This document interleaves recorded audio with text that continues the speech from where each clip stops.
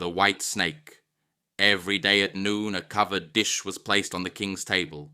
Then, after everyone left, the king would eat alone from this dish, and nobody in the entire realm knew what kind of food was in it. One of the servants became curious and wanted to know what the dish contained. On one occasion, after the king had ordered him to take the dish away, he could no longer restrain himself. So he took the dish to his room and uncovered it. As he lifted the cover, he found a white snake lying inside, and once he laid his eyes on it, he felt a great desire to taste some of it. So he cut off a piece and began eating it. No sooner did his tongue touch the flesh of the snake than he understood the language of animals and heard what the birds on the window-sill were saying to each other.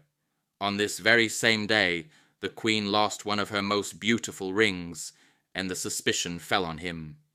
The king also said that if he was not able to find the thief by morning, he himself would be punished as if he had been the guilty person. The servant became sad and went down into the courtyard, where some ducks were resting in the water.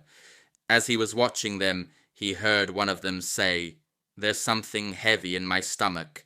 I ate a ring that the queen has lost." The servant took the duck and carried it to the cook. "Kill this one. It's fat enough."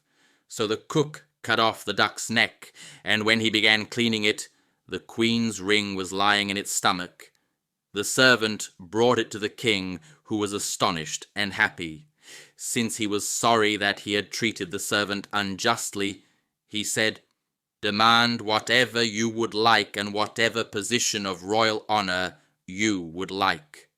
However, the servant declined every offer, even though he was young and handsome. His heart was sad, and he didn't want to remain at the court any longer, so he asked only for a horse and for money to travel and see the world. Well, he was provided with everything in the very best way. The next morning he rode off and came to a pond where 3 fish were trapped in the reeds and were wailing that they'd have to die if they couldn't get back into the water. So he dismounted, took them out of the reeds, and put them back into the water. Then the fish cried out, "We'll remember you, and one day we'll repay you." He rode on, and a while later he heard an ant king crying out, "Get away from us! Your enormous beast is trampling us with his large hooves." The young man looked down to the ground and saw that his horse had stepped on an ant-hill. So he turned his horse away, and the ant king called out, "We'll remember you, and one day we'll repay you." Soon the servant entered a forest where 2 ravens were throwing their young ones out of their nests. They said that their tiny ones were now big enough and could feed themselves.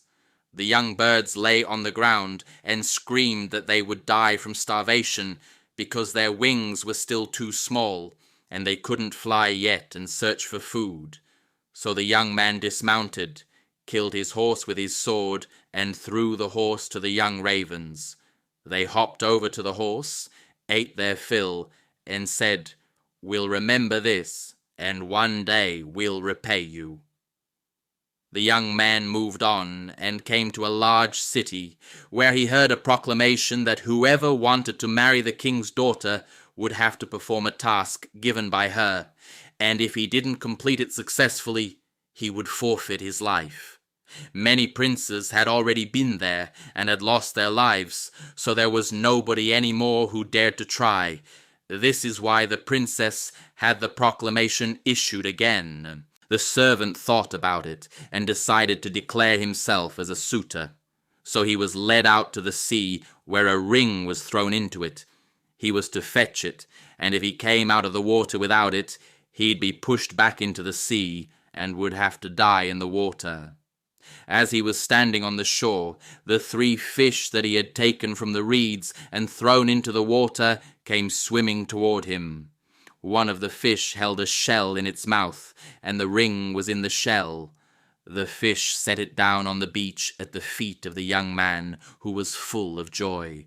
So he brought the ring to the king and demanded the princess. However, when the princess heard that he wasn't a prince, she refused to accept him. Instead, she scattered 10 sacks full of millet seeds in the grass. He was to pick them all up before sunrise the next day, and every single grain was to be gathered, or else he'd lose his life. All at once, the Ant King came with all his ants, whom the young man had protected, and they picked up the millet seeds during the night and poured them back into the sacks. By morning they had finished the task. When the princess saw that the sacks had been filled, she was astonished, and the young man was brought before her. Since he was handsome, she liked him, but demanded that he perform a third task. He was to fetch an apple from the tree of life. As he stood there and thought about how he might get it, one of the ravens whom he had fed with his horse came and brought the apple in its beak. This is how he became the princess's husband, and when her father died, he became king of the entire country.